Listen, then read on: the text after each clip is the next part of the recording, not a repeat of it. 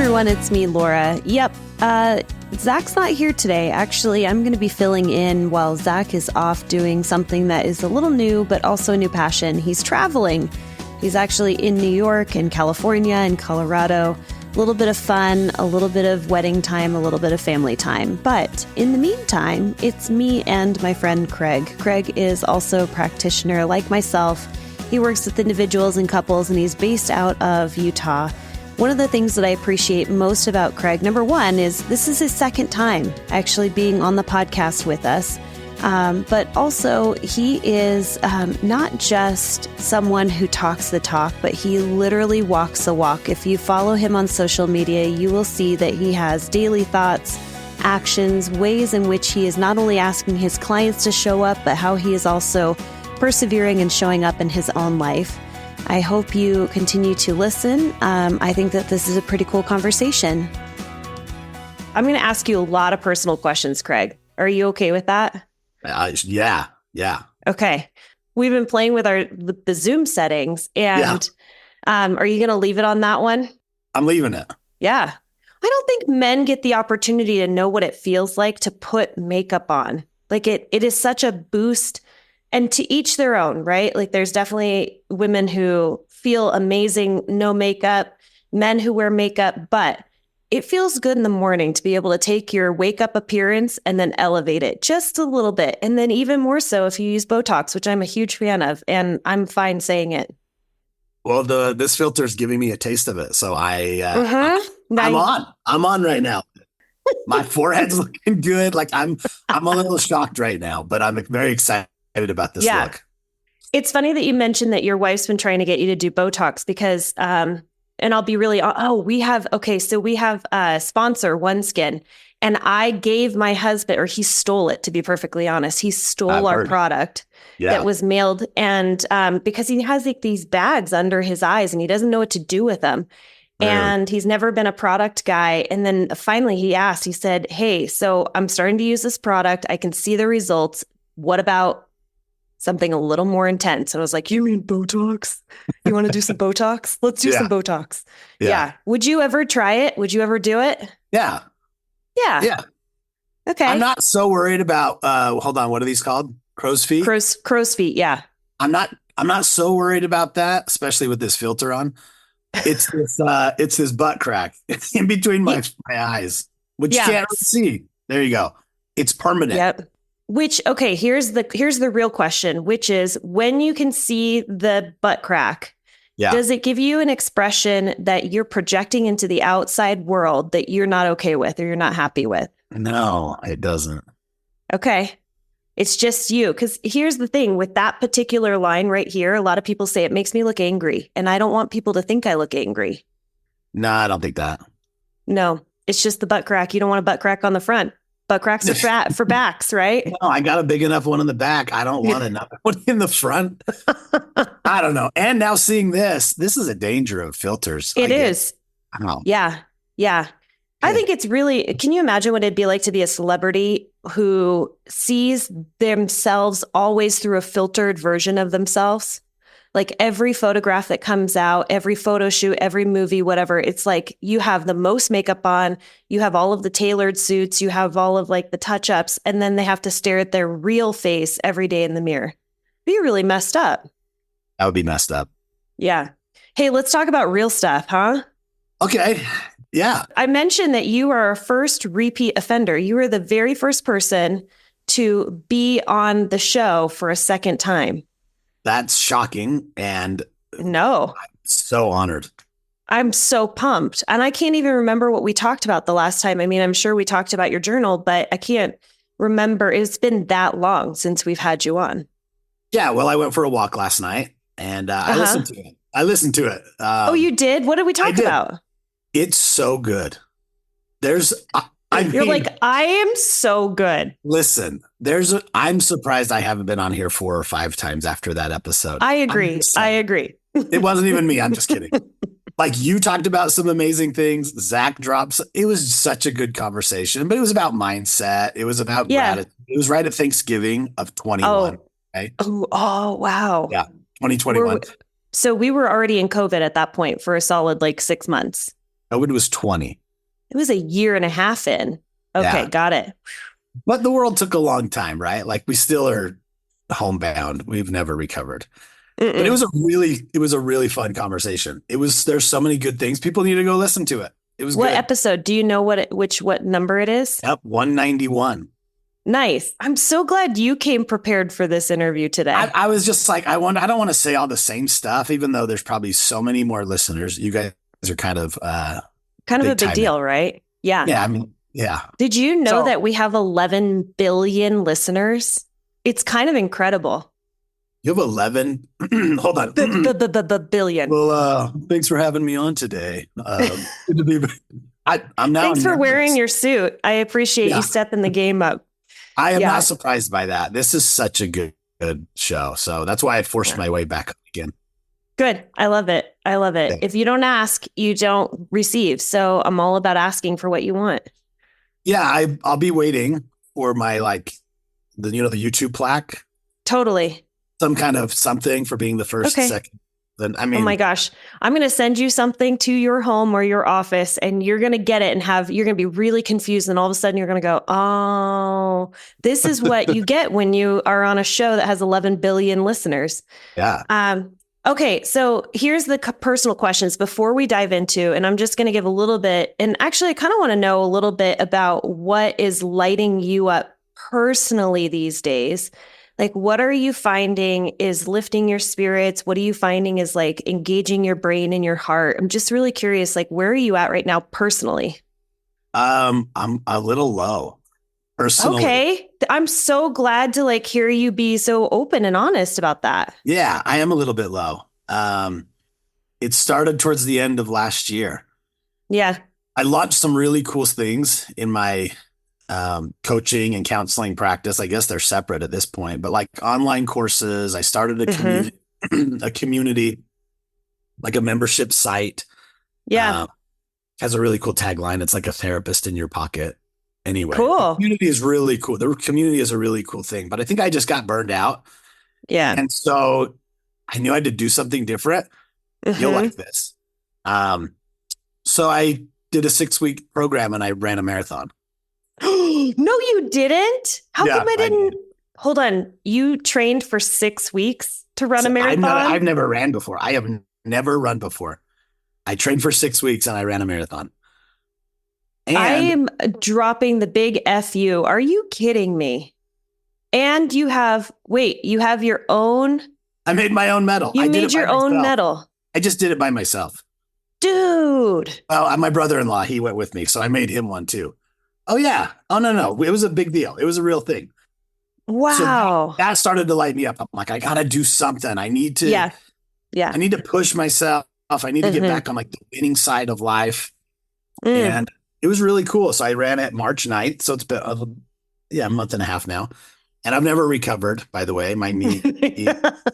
I don't think you should train for 6 weeks and run a marathon when you're. I mean, I don't offer medical advice, but I'm going to go ahead and let you know that I've been training for 14 weeks for a marathon.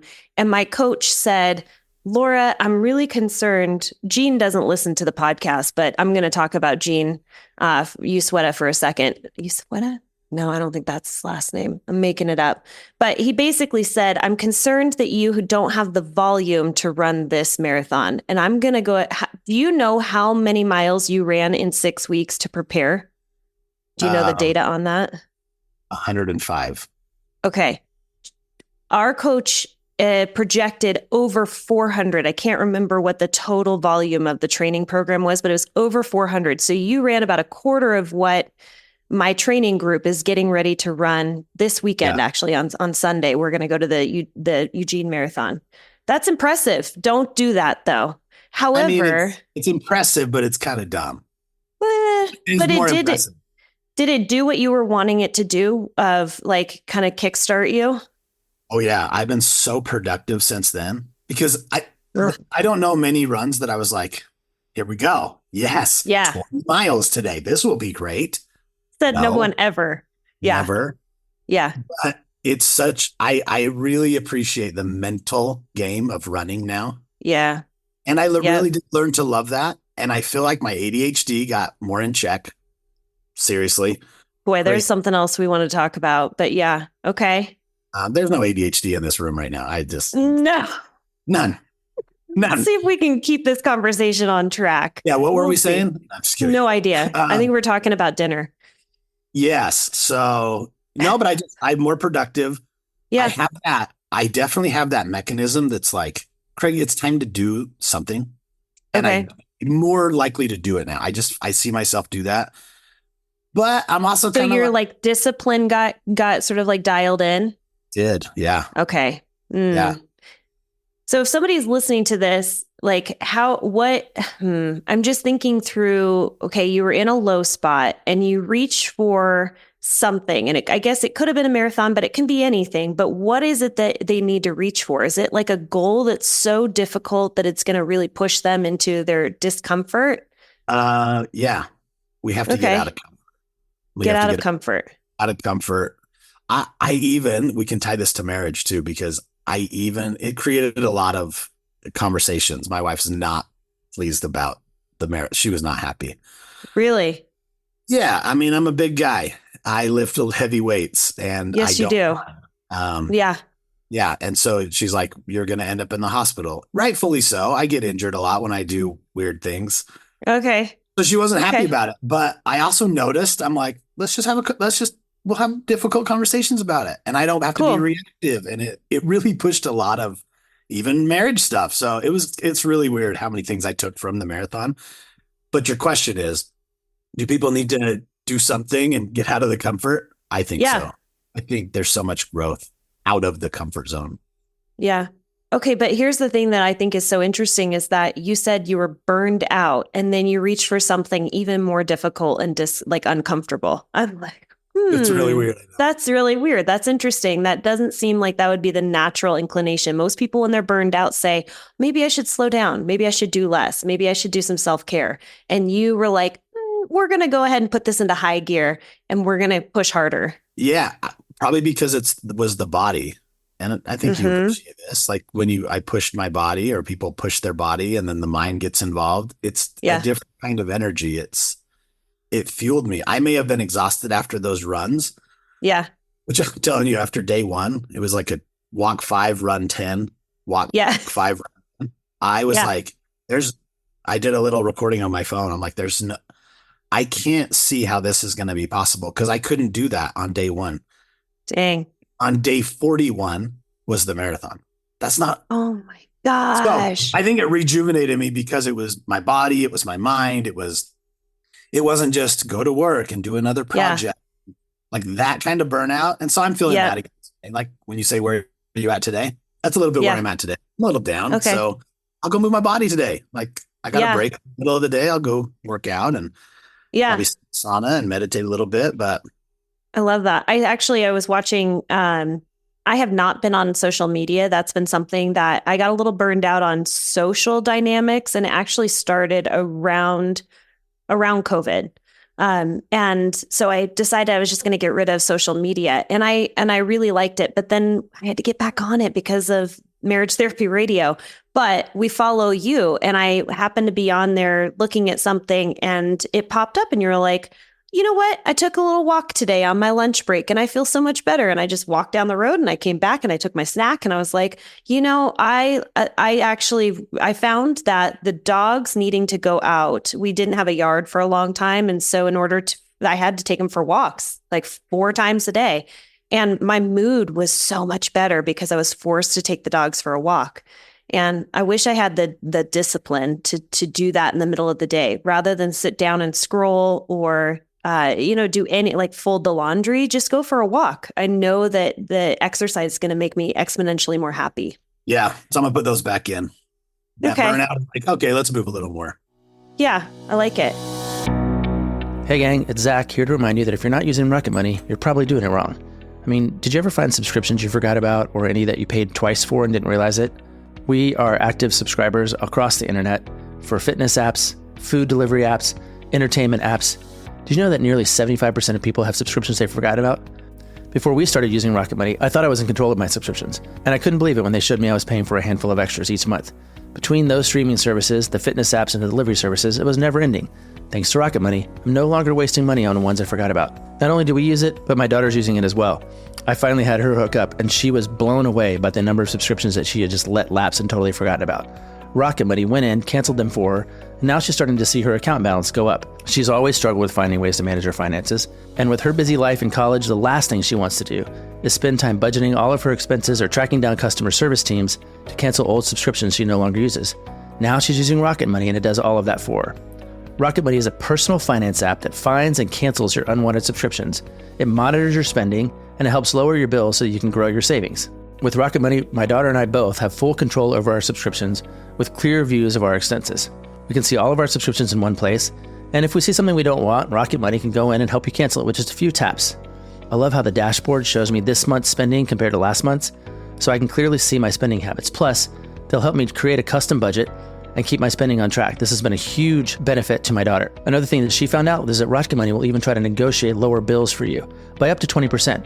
All you have to do is submit a picture of your bill, and Rocket Money takes care of the rest. They'll deal with customer service for you. Rocket Money has over 5 million users and has saved a total of $500 million in canceled subscriptions, saving members up to about $740 a year when using all the app's features. So stop wasting money on things you don't use. Cancel your unwanted subscriptions by going to rocketmoney.com/MTR. That's rocketmoney.com/MTR. rocketmoney.com/MTR. Okay.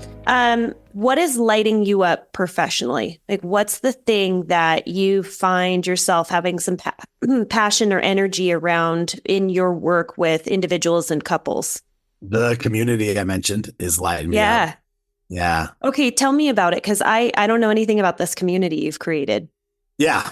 So a lot of people have membership sites or, sign up for and I've been a part of some of them and they're not very good. A lot of them, in my opinion.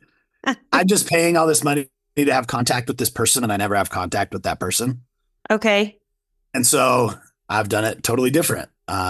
We have weekly live calls. Once a month, I bring in an expert, like in May, Laura Heck will come in and talk about relationships or something. I don't know. Shoot, invitation. Mm-hmm. Weekly is a live call where I'm coaching and going through some things, but every single day, there's a new post on mental health, on relationships, there's mindset, there's Monday motivation videos. Every day there's some kind of content going straight to their phone in an app, not Instagram, not Facebook. An app? It's through Kajabi. It's not like a white label app where it's like the greatest thing app, but it's all me. Yeah. And then we're interacting and people are connecting and it's really cool. It's a really cool thing that slowly is building up. I have to remind myself that it's probably not as slow as I think. There's about 30 people in there, which is kind of that's awesome. Very cool. And it's 7 months old. So that is lighting me up. I'm creating courses now, which I've always wanted to do and never have. And now I just, again, it's like that ADHD, the mechanism that clicks over. Right. Just get in this zone. And pretty soon I've got 100-page workbook and 12 hours of recordings. Like it's just, I love that stuff. Good for you. That's I've never done it before. So that is. Can I ask about this community? Because one of the things that I try to do or I strive to do is I understand that when people come to therapy, that is often the only time that they've carved out to be intentional about their relationship or intentional about thinking, through where they're at. I don't do individual work, but I know that you do, right? Are you still doing individual work? Yeah, you keep sending people my way. Thank you. Yeah. Yes, Maybe I should have asked you before I started sending individuals your way. Yeah, no, I do. And I love that stuff. Yeah. Cool. Yeah. But what I'm hoping to do is continue to keep that momentum going between the weeks, because it's like, unless it's staring you in the face or you're being intentional. And for me, unless somebody's holding my hand or somebody's holding me accountable, I'm probably not going to show up to do the work. And so if I'm paying you, I'm in for that hour, and then I'm not going to think about you or the work that we did unless I'm sitting in your office again the following week. So I like the bridging of the gap between sessions. And I guess my question is, do you have folks that are doing therapy and they're in the community as a way of continuing on that momentum? Or is this almost like in lieu of therapy? Both. Okay. There's people and doing therapy with somebody else. Okay. Doing work somewhere else. And then there's the gap filler. Yeah. It's a new tagline. It's the gap Gap filler. Yeah. Yeah, because it is. It's simple stuff, right? It could be from a 2-minute video to a 15-minute breakdown of some kind of concept. But then they apply it in that day. But every day there's something that's pretty. Yeah. Yeah, it's pretty cool. Oh, I dig that. The first episode we talked about where the journal came from. And I'm like, I just needed to have contact with people between the sessions, like keep doing stuff. And so this is just a really beefed up version. I love it. That's pretty awesome. I'm sure my journal is behind me. That's in the other bookshelf. Okay, tell me what else is lighting you up. We were texting back and forth about things that you wanted to talk about, and I'm really curious. Like, this is how the conversations with Zach happen all the time. You are pseudo Zach today, my co-host, but we just basically say, like, what have you been thinking about? What are you seeing in your practice? What's going on? What's coming up in your practice? A lot of couples lately. That's cool. Not my primary stuff. I know that is for you guys. Yeah, so I love it whenever couples come in. But also a lot of marriage work without couples. So one person, I'm here to work on my marriage. Yeah. The other person's not going to be here because they don't believe in it. I'm like, well, I'm not like the fairy tooth. What am I trying to say? Tooth fairy. There we go. I'm not the fairy tooth or the tooth fairy. Like, what do you mean? They don't believe in therapy. Like it's a thing, but they don't believe in it. So they're not going to be here. Or maybe there's a past hurt in previous marital work they've done, or for whatever reason, but only one person is showing up. And this is becoming a little more frequent for me. So that I reached out to you and I'm like, what do we do? How do I do this? Yeah. So much how, but are you seeing this? And what do you do with couples? This one person showing up. So that's been a lot more common lately for me. Yeah. You know, statistically, research shows that when you go to individual therapy and maybe your relationship, you're not coming to Craig or Laura and saying, hey, I really want to work on my marriage. I want us to stay together, but I recognize that I have some things that I may be blind to or that I need to process or trauma I need to work through to make this relationship better.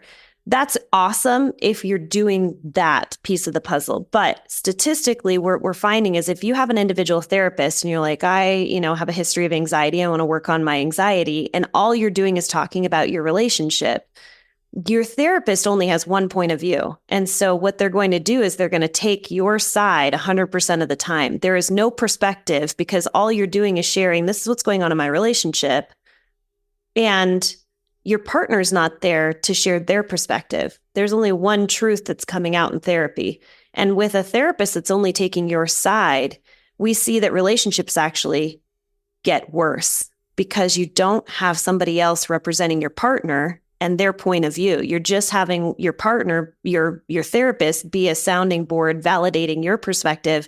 And so you suddenly become a little more self-righteous. I'm right, my partner's wrong, and I need to kick him to the curb. So, I mean, that's a real thing that happens is that individual therapy with one person where you end up talking about your relationship, the relationship gets worse. But how is it different for you when people come to you and say, I specifically want to work on my side of the street when it comes to the relationship? Because my guess is the relationship isn't getting worse when they come to you. My guess is it's probably getting better. What do you mean by that?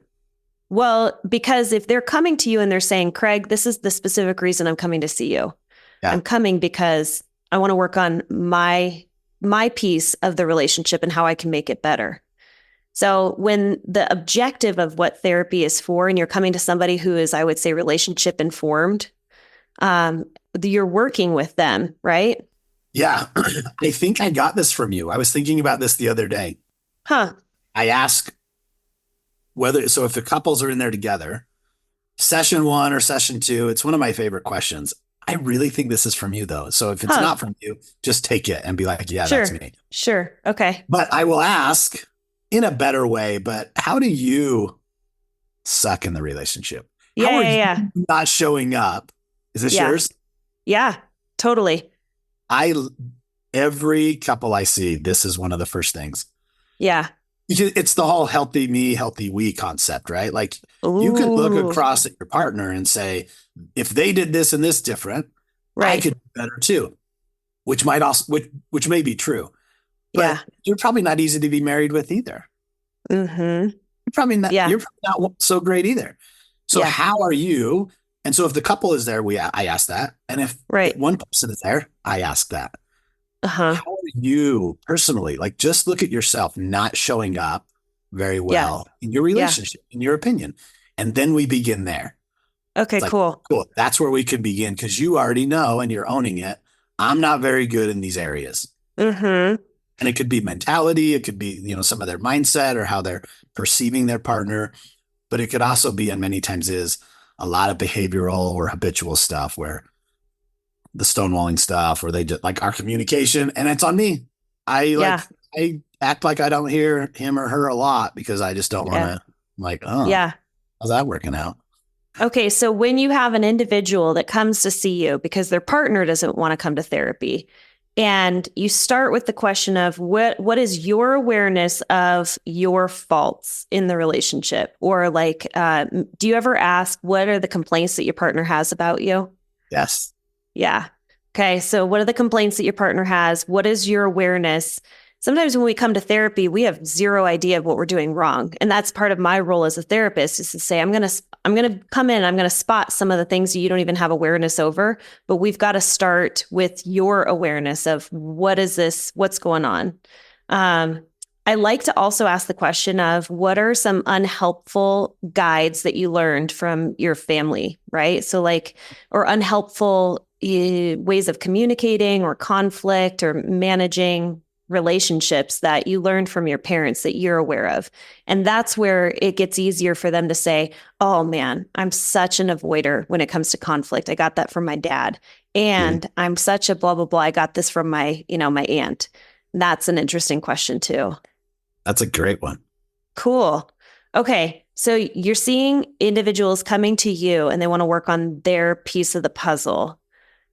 What is it like working with someone when their partner is not as interested in engaging in therapy, or is seemingly uninterested in making the relationship better? So you have the motivated partner in your office, and I'm guessing the complaint is, my partner doesn't want anything to do with this relationship, doesn't want to put any effort in.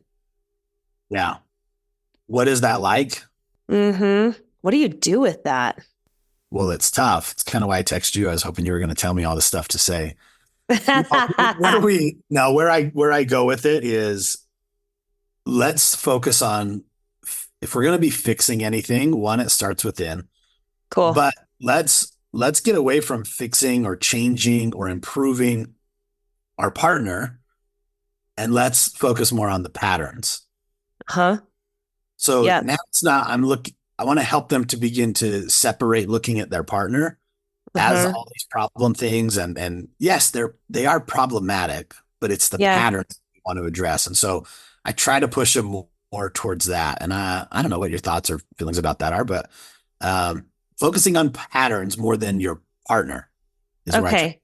So when you're talking about patterns, are you talking about sort of like, one pattern I'm thinking of is the pursuer distancing pattern of, and I'm guessing that the partner in the office with you is going to be the pursuer. I have wanted my partner to lean in. I want my partner to engage. I want connection. I want, more intellectual conversation, whatever it might be. And so they're pursuing.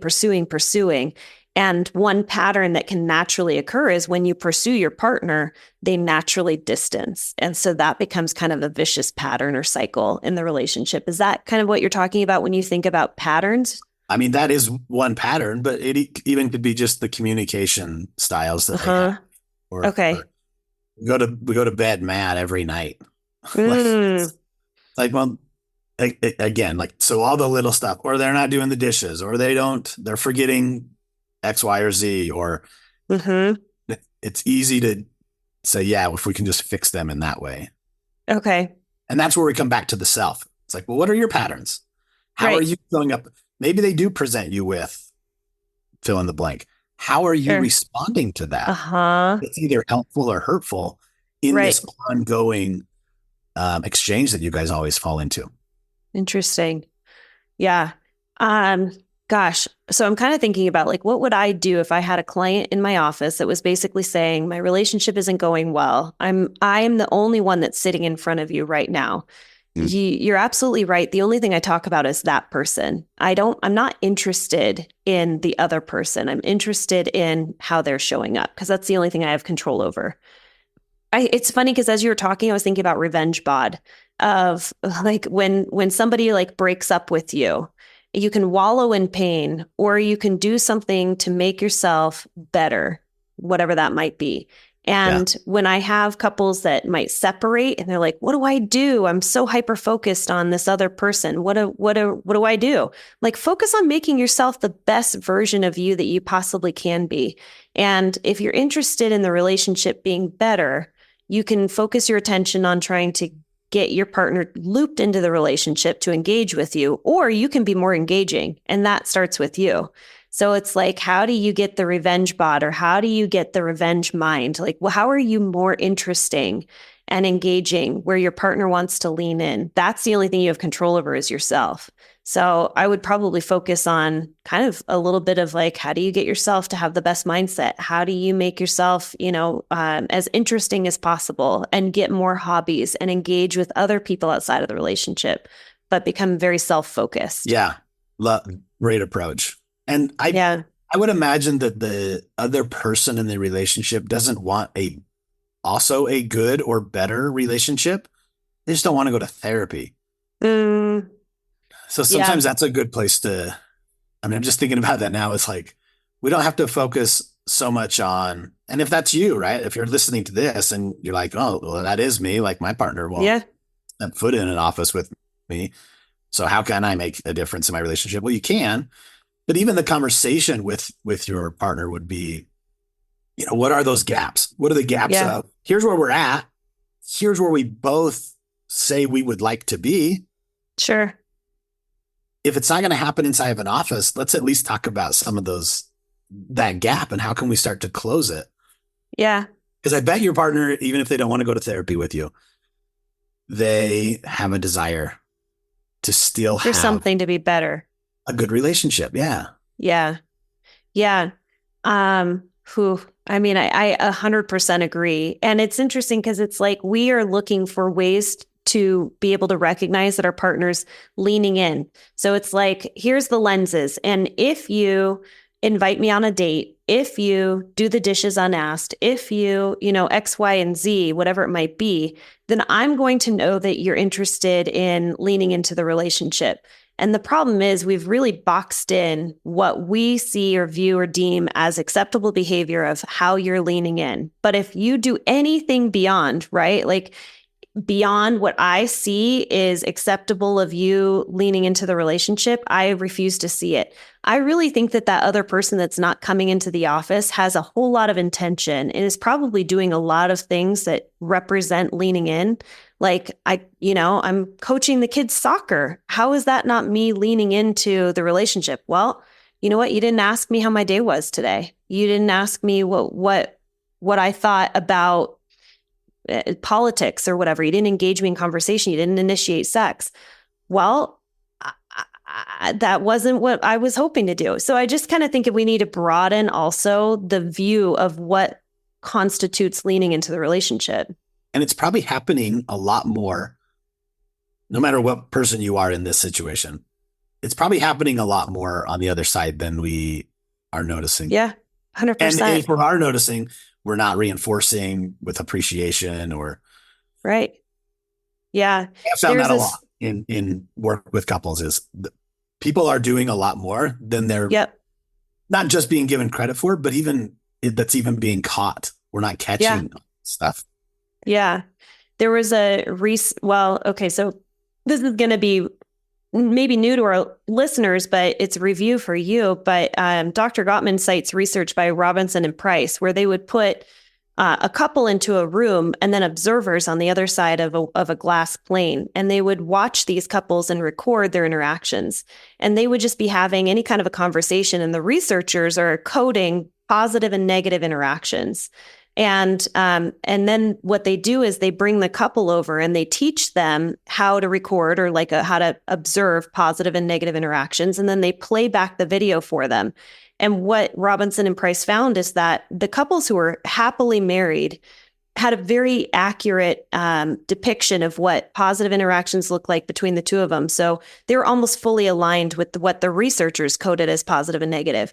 But when couples were in a negative spot, and they identified their relationship as unhappy, they actually found that they missed 50% of the positive interactions. So even though they were making these bids for connection, they're being very positive, they didn't even see it. And then not only that, but the neutral interactions between the two of them was actually deemed as more negative than it really was. So there's no doubt that when you're in an unhelpful spot in your relationship and you're going to your individual therapist and you're saying, here's what's going on in the relationship, you're taking neutral events and you're casting them in a negative light. And not only that, but you are recounting half of the positive things that your partner said. You missed the other half or did, any kind of gestures, you just missed them. So there's no doubt the other partner is not getting any kind of a benefit, right? That's wild. Isn't that crazy? It's crazy. Yeah. Yeah. I think that's probably one of my absolute favorite research items that has come out of the Gottman Institute. And it's not by the Gottman Institute, but he uses it to support a lot of his work. Yeah. Okay. So here's something for listeners to use at home. Yeah. This is a favorite thing for me to do. And I think it really ties into this, I think. I call it indicators of progress. Okay. So how are things going better than they might seem? And if as a couple, you are taking an opportunity, if you're doing it 0, shoot for the first time ever. But if you can get into this routine once a week, maybe even twice, that might be a lot. But how are we doing better than maybe we both perceive we're doing? Okay. We had an argument that would feel negative, but it took us a day to recover instead of the 4. Totally. That's awesome. Yeah. Right. Or it's just trying to get that positive bias back of pausing intentionally as a couple and saying, what is actually going well that maybe we've missed over the last few days that we can let's just look at it and see what our indicators of progress are. Yeah. You did take the trash out, and I noticed you did actually put the bag back. Oh my gosh. Thank you for doing that. Right. And I didn't even say it. I noticed it and I didn't say it. I'm going to work on it. I want to make sure I recognize that because I also complain about it. Yeah. So I also want to make the effort to praise and recognize when you do that. And I did see it the other day. Thank you. And on and on and on. Right. Ryan, you picked your socks up. Finally, I didn't have to step over them again. That's all. Yeah. Talked about socks and Ryan long ago. But these little things, are you, as a couple, are you guys actually sitting down and saying, let's just pause and say, and just take turns, 10 minutes, whatever, 3 things, whatever. What have I noticed that I haven't verbally said over the last few days that I have noticed and I am thankful for? Cool. Such a difference, I think. Yeah. Yeah. It's funny because I think about when you have a dynamic in a relationship where one partner's not coming to therapy. One thing that I might work on is what are the things that we can do that are going to bring your partner closer to you? And so I think about all of these reinforcing, you can talk about removing those negative behaviors that might be pushing your partner away. But I also want to start talking about what are the things that you notice bring your partner closer to you. And it generally it's softness, it's curiosity, it's appreciations. There's a lot of things that we can start to talk about of, hey, well, let's do an experiment. I want for you to just see how far appreciation goes. Just spend all day tomorrow verbalizing your appreciation and just notice what your partner does in response. And they might be pretty confused because you're not an appreciative person, but continuing to do it, my guess is they're going to move closer to you. And it's about manipulating those behaviors and then watching as your partner responds to that newness. You were writing something down. I was like, what are you writing, Craig? What are you writing? Yeah. What can I begin to do to bring my partner closer? Yeah. Like that. Yeah. And it is those things. I did this today. This is not I want to pat myself on the back, but maybe I do. So I'm going to do it. Cool. I think you should. My wife is not for one, going to listen to this. So Phew. this woman I live with, I won't disclose information about my wife, but this woman I live with, she is not a physical touch person. Uh-huh.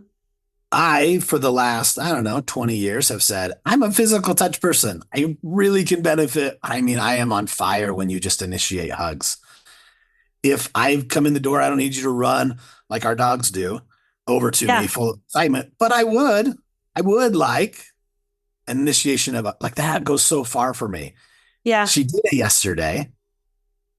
And today I took my kids to school. And before I came in here to hit record with you, I thought, dang it, she asked me to empty the wheelbarrow full of weeds. She's been picking weeds and it's full. She asked me yesterday, can you please just do this for me? And I didn't. I stopped back home this morning, dumped that sucker, raced to my office so we could record. But thinking about it now in this conversation, I'm like, but that's why she poured it to me. That's right. And I'm so much more ready today to be like, what can I do? Where can I do something? Totally. How can I show up for her? How can I bring her now closer to me? Yeah. She did that. So it's little things like that turn into the big things. She's not going to say anything about it today. If she does, I will text you and I will be floored. She's also a words of affirmation person. Yeah. But I guarantee she's going to go out to pick weeds today and go, he did it. Wow, he did it. But that means a lot. Okay. I have a question for you because my husband is also not a words of affirmation person. And I learned this long ago from someone, maybe it was you, I can't remember, about oohs and ahs. I think it was Nate Bagley. Oohs and ahs is a way of initiating words of affirmation from your non-affirmative partner. It's asking for them to come over and ooh and ah the thing that you did specifically for them. Because your wife may not say, Craig, thank you so much for emptying the wheelbarrow. That is so amazing. By the way, I say wheelbarrow. Is it barrel or I say wheelbarrow. Yes, I've always barrow. It's barrow. Yeah. But this is one of the things that my husband loves so much about me is that I use colloquialisms incorrectly. I mispronounce things. I've got the English language is a mystery to me. So it's always it is really barrel. Tough. It's a tough one. It's tough. So how do you feel about the idea of asking for oohs and ahs and verbal affirmation? If your wife was not to say, wow, thank you so much. How do you feel about the idea of saying, honey, I just wanted to let you know that I was already at work and then I remembered the wheelbarrow and I came home, emptied it, and then went back to work. And I did that because I remembered it was important to you. How do you feel about making that more obvious? Very infrequent, but I'm not against it. Okay. Yeah. And okay, so I think it also depends on where are you at in your relationship. Okay. Are you also offering those, not necessarily words of affirmation, but are you filling your partner's love tank in a kind of reciprocated way? The things that so in my example, that I know she would also appreciate, I making sure that I'm doing those things too. Okay. So if I go and I'm like, hey, I'm going to this is a very intentional and obvious withdrawal. Like I'm going to ask for something from you. Okay. I have to keep in mind, like, how much am I also still depositing into this dynamic and relationship? So, but I'm not against it because I do it in my relationship. Yeah. I don't know if I'm going to do it on this one. I might, but it might be something like, hey, was it easier did you notice you had room to dump the weeds today? Did you notice that? Did you notice? Yeah, the wind didn't clear that out for you, by the way. Oh my gosh, Craig, I hear that. And I'm like, no, that's more passive. I would just be like, you know what I need? I need some oohs and ahs. I need you to come and look at this thing and give me some oohs and ahs because I really wanted to make you happy today. Or just mentioning it. I guess that's the question is, if your partner doesn't affirm you for something that you did, is it okay to ask for that verbal acknowledgement? I think so.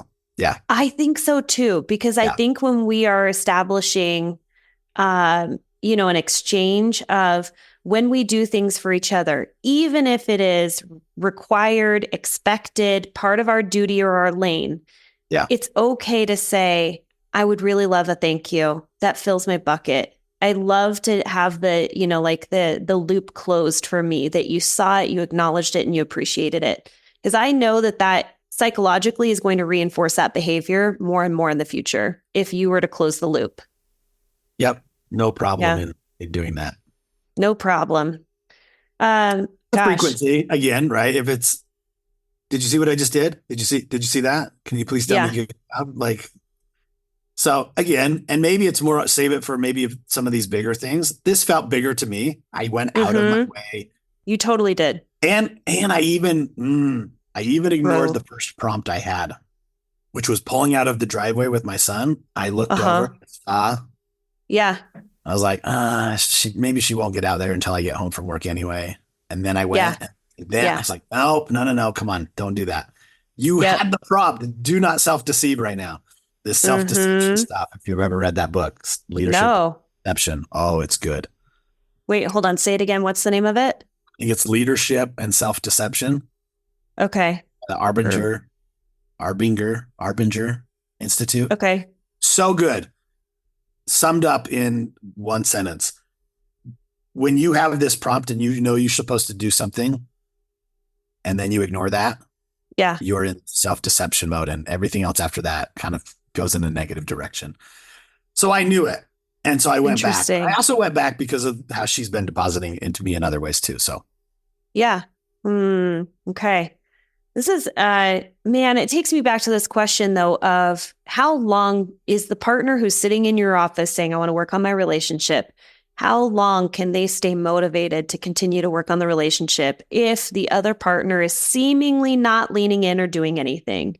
That's the hard part of how long can it last? Yeah.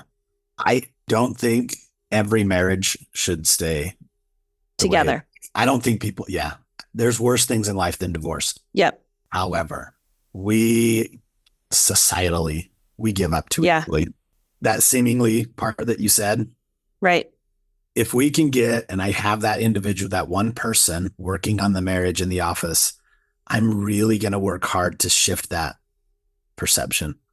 Sure. Let's see this person in a different way. We'll work on your stuff to show up differently how you are. But we also change this lens that they're so terrible. Right. That they're doing nothing. They're probably nothing. Not. Yeah. And the fact that they're not here with you right now means they don't love you or care about you or no, that stuff's not true. We got to break it apart. And then, you can definitely have a huge impact on your relationship if you're the only one showing up. I want people to really get that. You can. So if you've thought about it for 6 years, which I think is isn't that what we statistically, 6 or 7 years of like, we should do something and you don't, go by yourself. You can still make some progress. Mm-hmm. Yeah. If anything, you can find more joy, happiness, appreciation, shift the lenses that you're viewing your marriage through. Nothing may change in your marriage other than the lens in which you view it through. And that's good enough, right? Like that can make a big shift in your dynamic and allow you to kind of get through a little bit more. Yeah. Oh, well, okay. What is something that you want? Like, what is a challenge that you have for our listeners, or maybe a practice that you want for them to have? Like, what is the wisdom that they can put in their pocket and go, Craig told me to do this today. What are they going to do? Okay. Not shameless plug. This is what in the relationship circle of the community, there's different circles. And in the relationship circle, this is the stuff that's going in there every Tuesday.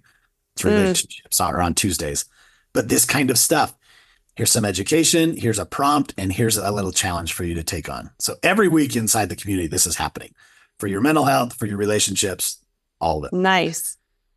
What I would say right now is for listeners to take on this challenge is, I would say this indicator of progress thing. I would spend some time by yourself. First, how can I begin to show up better? What are my areas, right? Like that, I think that's a great exercise that needs to happen often. Yeah. With or without your partner. But the second thing would be, how are things better than maybe what I'm giving them credit for? Okay. I like that. Indicators of progress. If you spend a week or two and you're just looking for the good, right? Get that lens on and capture it, write it down. Yeah. Extra bonus if you go and voice some of this to your partner. I love that. there's going to be a shift. There will be. Yeah. I've helped people do this. I've seen myself big time go through some of that stuff. Yeah. I mean, we're going on 20 something years, 22, I think, together. Yeah. Yeah. This is not all good. It's not all good. There's been some amazing moments of like, man, we can't continue this path, this way. This is not pretty. Yeah. You're not happy. I'm not happy about the dynamic. And when you really dive in and do some of this work, even if it's by yourself, you're going to see some kind of shift. Yeah. Something that I was thinking about is sometimes I have a hard time tapping into looking at my partners through my own lenses of what I love and adore. Like I forget all the amazing things because I'm so focused on the freaking socks on the floor. But I think I'm going to do this by today. The way. I've taken, you said this in other episodes. Yeah. So keep going. I think I know. I love this. I don't know. This might be different, but I think what I'm going to do is I'm going to send a text message to a few of his friends, colleagues, parents, and I'm going to ask them to tell me what is your favorite thing about my husband? Because it's easier for me to see the way in which he's showing up in other relationships that other people find so amazing. And that I think is going to be kind of a different lens that I can view him through as like, I know that you're a really incredible, like generous friend to other people. And I can focus on that and that can help to lift my, like my shit color glasses a little bit. But that's a new practice that I'm sort of trying to play with a little bit. Yeah. What's the fondness and admiration others have for my husband? Exactly. Oh, okay. I can get on that. I like that. Yeah. Yes. Because I would say sometimes I get so bogged down in negativity that I don't have access to what I find loving. I don't have access to the ability of finding the positives in our relationship, but I can access what others have fondness and admiration for my husband. And that might lift me to a place where I can then start to see the positives in our relationship. So I'm looking for other avenues because sometimes we are really in a hole, really in a tough place. Yeah, it's life. It's marriage. It's families. There's health stuff. You're living this stuff. So everybody has their shit. If not now, or they just got out of it. Like it's on the way. It's on the way. Yeah. And so the world is really trying to pull apart some of this, just what marriage means and what you can do with it. Yeah. Hey, okay, well, let's land this plane. Thanks so much for listening to this episode of Marriage Therapy Radio. Huge thank you to my guests. Craig, you are just an amazing individual. I always enjoy that you are not just talking the talk, but you're also walking the walk. You can find out more about Craig by going to his website, greatestdaymindset.com. From there, you can find his focus journal, which we've talked extensively about on a previous episode. But also his courses are super cool in the community. So if you're looking to continue to engage, maybe between or in addition to your work with your own therapist or reading books, listening to podcasts, he has a couple of communities available as well as his courses and his focus journal. And if you want to hear more from Craig, he has his own podcast. You can find that all out at greatestdaymindset.com. Thanks for all of your time and attention, making your relationship better today than it was yesterday.